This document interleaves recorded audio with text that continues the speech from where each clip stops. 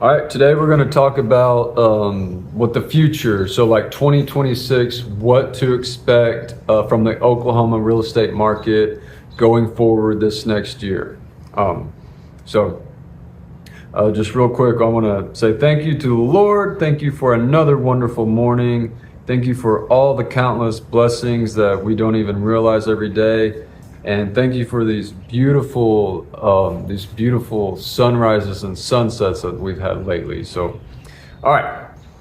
So what to expect from 2026 in the Oklahoma City real estate market. So, and I get this information mostly from talking to lenders, talking to real estate coaches, talking to other realtors, brokers, all that kind of stuff. And then obviously I subscribe to like NAR articles, Keeping Current Matters, those kinds of things is where I'm getting most of this information from. So,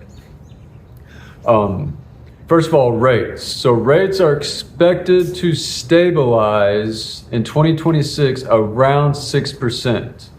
Right now, like a conventional rates right at like 6.2.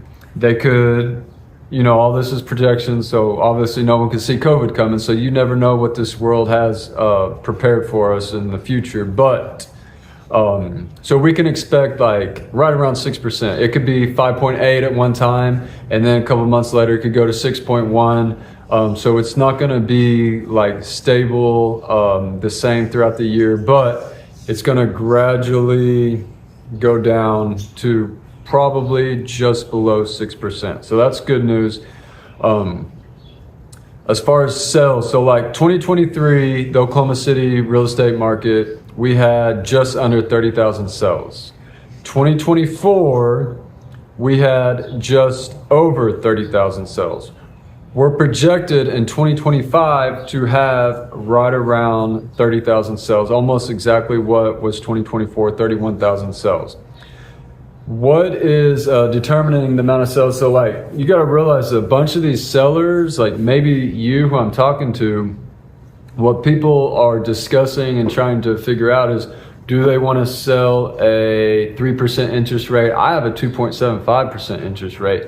Do they want to sell that and buy a house that they really want for 6% or 6.1 or whatever? So that's what sellers are trying to figure out.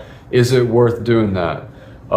Buyers, on the other hand, I think there's this myth that the prices are still going to come down. The rates are going to come back down to where they were. Listen, that 3% that you have, that 2.75% that I have, that's historically low for a reason. Like in the history, that's as low like as it's ever been. So no one projects that to come back probably in our lifetime. Again, you never know, but very unlikely. And also knowing that kind of what it's created, this market that people are scared to sell or don't want to sell because they have this rate, that's what's led to the kind of the situation that we're in right now. So, people can look back on the data and like, that's not necessarily good. A lot of people say, oh, we want 3% to come back. Well, it's not really great for the market because now you got a bunch of people stuck. So hindsight, that wasn't all that great as a whole. Now, individuals that got that, like me, that got 2.7, yeah, it's awesome, but it hasn't created like this awesome stable market for selling and buying now, today, hindsight. So to go back on interest rates, I know I'm kind of rambling. There's this old saying that when rates go up, they take the elevator. When they come down, they take the stairs. So that's kind of what we're dealing with. They went all the way up to like 7% at times this year, and now they've creeped back down to 6.2, and they may go a little bit below 6. If you get lucky, you might get like a 5.8 next year, but we'll see. So here's my advice for you as a seller. If you are wanting to sell your home, only you can make that decision. If you have a 2.75% interest rate, only you can make that decision. Is it worth to sell to buy the home that you want? For some people, it may not be, and I can't blame anyone in the world for that. I haven't moved, and it's going to take a lot for me to move, because I have a 2.7 interest rate. But if that's what you want to do, like if that's your goal, that's truly what you want, I would say do that because nothing's really going to change, or at least expected to change. Like, we're still going to be in the same situation next year. Prices are still expected to continue to go up here at our normal rate that they go up there in Oklahoma City area. So only you can make that decision, but if you're waiting for something like drastic to happen, you're probably going to be waiting for a really, really long time. So that's just the decision that you have to make. If you're a buyer, absolutely buy. Like, it's a great time to buy. I can't remember the last time I helped someone buy a home that didn't get some sort of help, whether it's a new build and they got builder incentives, or it's an existing home and they got some closing costs from the seller or whatever. It's an absolutely great time to buy, and prices aren't coming down. And remember, if you're renting, that's 100% interest rate, because you're not getting any of that money back. So you're comparing rent versus buy. Now, buy a good home, get with the realtor that you trust and go buy a good home.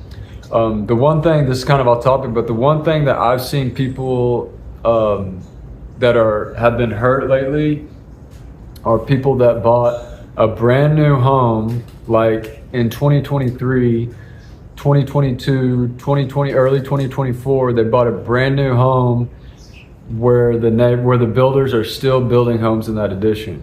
And the problem is, builders sold the home to you at this price, and then they've had to lower the price of that same house to get the home sold. So they kind of just hurt you right there, because they sold the home for you and then they sold the exact home for here, and that's where comps are. So you just lost equity just like that overnight by that builder selling homes for a cheaper price. So if you're going to look at brand new homes, look to see if that builder has been decreasing prices, because if they have been, then that maybe hurts you in the future, because they have all this inventory that they got to get rid of. Whereas that doesn't necessarily happen in existing homes, because like, obviously if you're a builder, you got all this inventory. Well, individual sellers don't look at it that way. They don't have all this inventory they're going to get rid of, so they're usually getting max value. Those are mostly the people that I've seen get hurt. But if you're a buyer, absolutely buy. There's no reason to wait, unless you just like, the only time I tell people not to buy is if you just moved to the area and you're not 100% sure where exactly you want to live, or you're not going to own the home for like at least 2 years. Remember, buying a home is a long-term investment. It's not a short-term. So you're not going to buy a home for a year, sell it the next year, and make a bunch of money. That's not how real estate works. So anyway, if you need help, give me a call. You want to talk further about what to expect, or what your goals are, or what you're wanting to do, give me a call. If you got a house to sell here in the area, give me a call. If you want to purchase, give me a call. Thanks.